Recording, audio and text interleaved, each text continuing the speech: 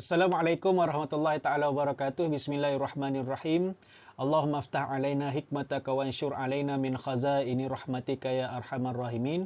Okey, insya-Allah dalam video kali ini kita akan bincangkan ataupun kita akan ulang kaji satu tajuk daripada Kafah tahun 5 subjek sirah yang juga boleh digunakan untuk ulang kaji UPSRA. Tajuknya adalah berkaitan dengan Perang Khaybar, iaitu salah satu peperangan yang terjadi dalam kehidupan Rasulullah sallallahu alaihi wasallam. Okey.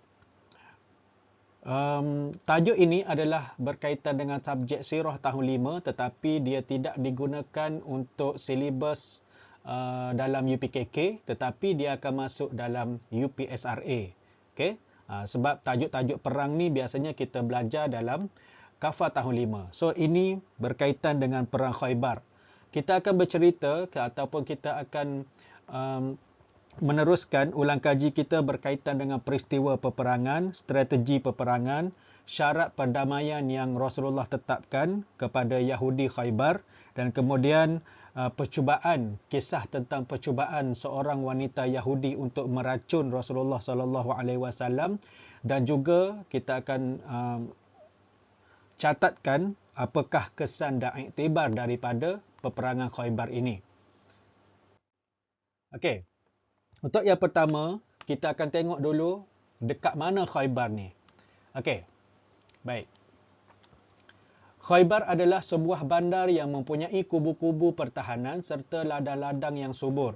Ia terletak di antara Madinah dan Syam serta jaraknya antara 60 ke 80 batu daripada arah utara Madinah. Ia juga merupakan sebuah kota yang besar yang terletak di kawasan tanah pamah berbukit. Penduduk Khaybar terdiri daripada orang-orang Yahudi. Okey, ini adalah di mana terletaknya Khaybar. Okey, di sebuah bandar yang mempunyai kubu-kubu pertahanan serta ladang-ladang yang subur. So tempat ni banyaklah ladang-ladang kurma. Okey, dia kawasan tanah pamah yang berbukit yang sesuai untuk tanaman-tanaman serta pokok-pokok hidup subur dekat situ. So penduduk Khaybar terdiri daripada orang-orang Yahudi. Okey, peristiwa Perang Khaybar ini berlaku pada bulan Muharram tahun ke-7 Hijrah. Rasulullah sallallahu alaihi wasallam telah mengatur suatu tindakan baru. Baginda memerintahkan 1,400 orang tentera Islam pergi ke Khaybar bagi memerangi kaum Yahudi yang telah melanggar perjanjian antara Yahudi Madinah dengan Rasulullah sallallahu alaihi wasallam. Kaum Yahudi yang telah dihalau keluar daripada Madinah dan lari ke Khaybar, mereka telah menyokong orang-orang kafir Quraisy semasa peperangan Khandaq.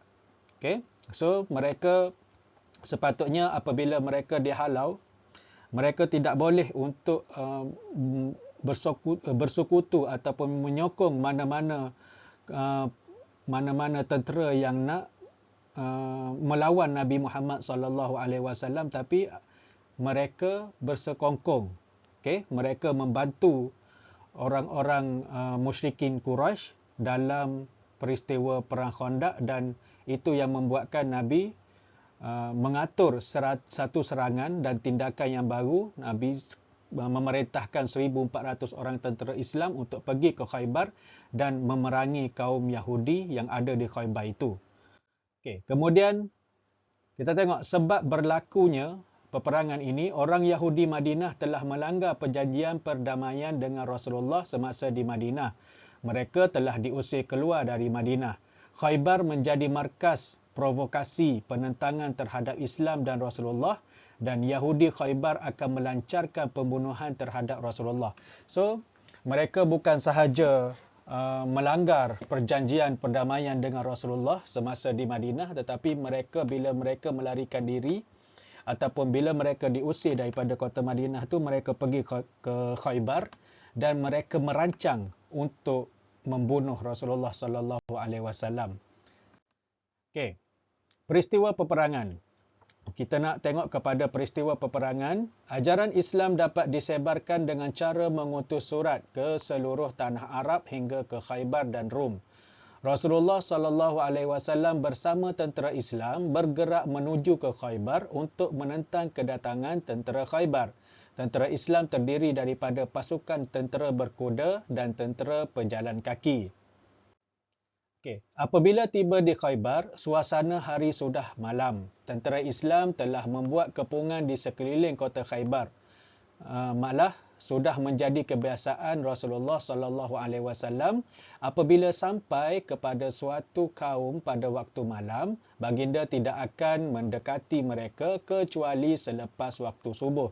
Ini bertujuan agar baginda dapat mendengar suara azan di perkampungan itu. Sekiranya kedengaran suara azan, maka baginda tidak akan menyerang perkampungan tersebut. Okey. So Rasulullah hantar 1,400 orang untuk pergi menyerang Khaybar bila Rasulullah tahu yang orang-orang Yahudi yang berada di Khaybar ni hendak membunuh Rasulullah. So tanpa Rasulullah menunggu kedatangan mereka ke Madinah, Rasulullah pergi lebih awal supaya tak terjadi apa-apa di Madinah, maka kita keluarlah. Dah dia orang nak sangat, so kita pergi ke Khaybar.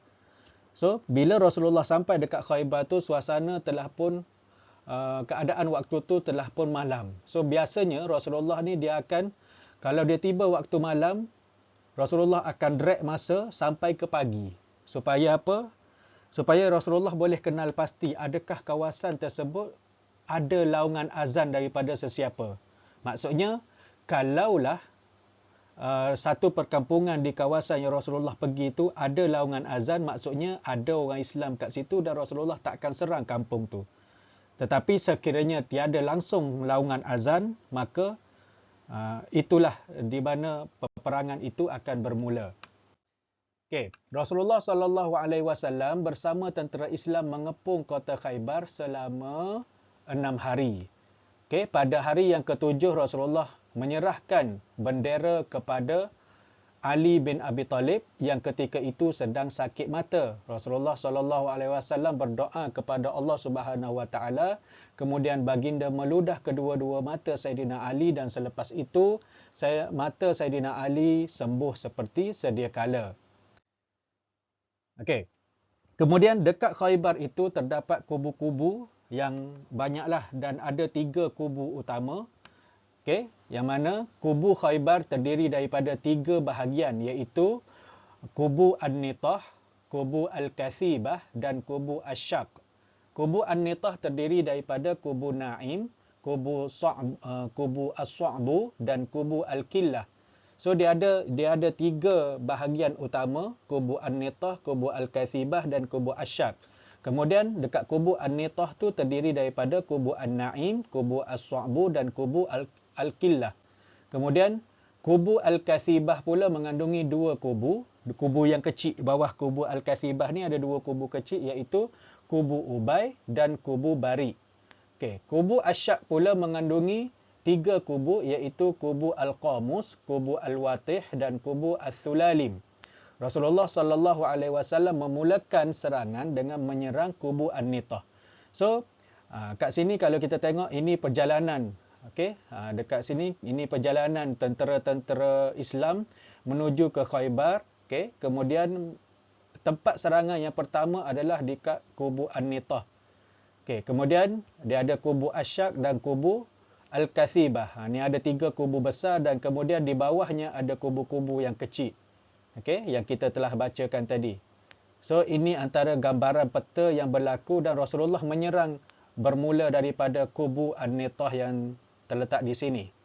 Okey, boleh tengok saya punya itulah. Okey.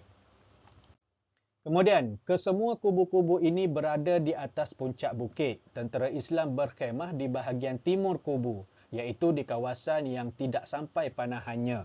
Kalau orang nak serang pun anak panah tidak akan sampai. Di sebelah mana? Di sebelah timur kubu. Okey, Rasulullah sallallahu alaihi wasallam telah mengarahkan supaya pokok-pokok kurma ditebang untuk menakutkan dan memaksa musuh menyerah diri. Melihat tentera Yahudi Khaybar ingin meneruskan peperangan, baginda mengarahkan supaya kerja menebang dihentikan. So, langkah yang pertama yang Rasulullah buat adalah untuk menebang beberapa pokok kurma supaya mendatangkan ketakutan kepada tentera-tentera Yahudi. Nak ceritakan bahawasanya bila pokok-pokok ditebang ni, maka mereka akan jangkakan bahawasanya tentera Islam tu ramai dan mereka jadi takut. Tetapi orang Yahudi, tentera Yahudi ni juga mereka tidak mengaku kalah dan mereka tetap nak melawan Nabi. Kemudian Nabi kata tak apalah. Okey, kerja berhentilah daripada menebang pokok, dah mereka nak lawan juga, kita lawan. Okey. Asalnya Nabi nak takutkan dia orang dengan menebang pokok. Tapi dia orang tak nak, dia orang tak endahkan, so Nabi pun, okey tak apalah, kita akan serang mereka mengikut apa yang mereka nak. So maka apa seterusnya?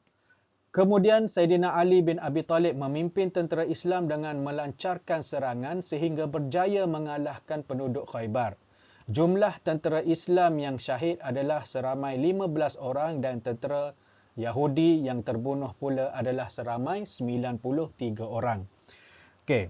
So bila mereka nak sangat, mereka tak takut dengan apa strategi awal yang dilakukan oleh Rasulullah, maka Rasulullah pun kata tak apa, Ali ketuai tentera dan kita lancarkan serangan sehinggalah 1,400 orang tentera Islam ini berjaya untuk mengalahkan tentera Khaybar. So, berapa ramai? Yang syahid adalah 15 orang dan tentera Yahudi yang terbunuh pula adalah seramai 93 orang. Okey.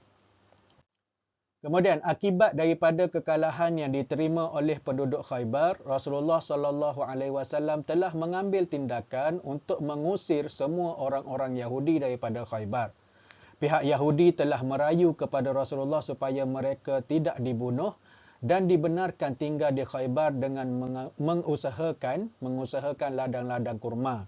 Baginda bersetuju dengan mengenakan beberapa syarat kepada mereka. So, bila diorang dah kalah, diorang sepatutnya diusir daripada Khaybar tu, jangan lagi tinggal di Khaybar, tetapi orang Yahudi ni dia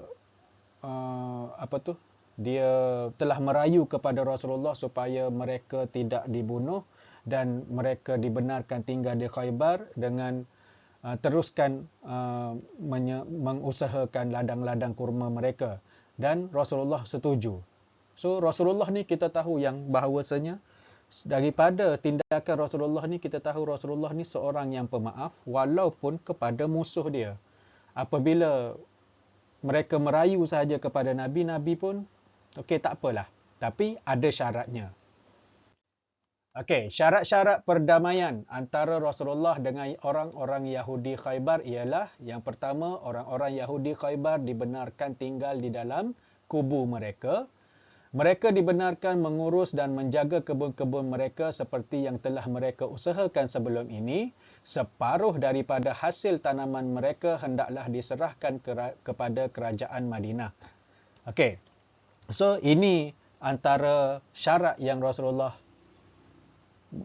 bagi dekat orang Yahudi Khaybar. Jadi, Rasulullah kata, boleh aku maafkan kamu dan kamu boleh stay dekat Khaybar ni, tetapi dengan syarat. Ada 3 syarat. Kamu boleh tinggal dekat kubu-kubu kamu, kamu boleh jaga kebun-kebun kamu, tetapi separuh daripada hasil tanaman kamu mesti serahkan kepada kerajaan Madinah. Kalau setuju, kata setuju. Kalau tak setuju, silakan keluar daripada Khaybar sebab kamu semua dah pun kalah. Okey, so mereka pun bersetuju. Okey, daripada syarat-syarat perdamaian yang dibuat oleh Rasulullah SAW dengan orang-orang Yahudi Khaybar, jelas menunjukkan Rasulullah adalah seorang insan yang amat berperi kemanusiaan kepada musuh yang telah menyerah kalah dan mengaku untuk tunduk kepada kekuasaan Islam. Baginda bersedia memberi kemaafan dan membuat kebaikan kepada mereka. Ini merupakan prinsip kemanusiaan yang telah dilakukan oleh Rasulullah SAW kepada orang-orang Yahudi di Khaybar. Okay, Rasulullah telah membahagikan harta rampasan perang ghanimah yang diperolehi kepada tentera Islam yang menyertai peperangan Khaybar. Baginda juga turut memberi sebahagian harta rampasan perang Khaybar kepada Saidina Ja'far bin Abi Talib serta rombongannya yang baru pulang daripada Habsyah. Okey. So dalam peperangan mesti ada harta rampasan perang ataupun ghanimah. So Rasulullah pun membahagikan harta-harta rampasan perang tadi kepada tentera-tentera yang menyertai perang Khaybar dan juga kepada Saidina Ja'far bin Abi Talib serta rombongannya yang baru pulang daripada Habsyah. Datang daripada mana Ja'far bin Abi Talib ni? Okay, Saidina Ja'far bin Abi Talib, kalau kita ingat peristiwa hijrah ke Habsyah, okay, rombongan yang dibawa oleh Saidina Ja'far bin Abi Talib ni baru sahaja bergerak daripada Habsyah nak menuju ke Madinah. Okay, bila dapat harta rampasan perang, maka Rasulullah pun berilah sikit kepada Saidina Ja'far bin Abi Talib. So, itulah antara perkara-perkara yang Rasulullah buat apabila mendapat harta rampasan perang pada peristiwa perang Khaybar.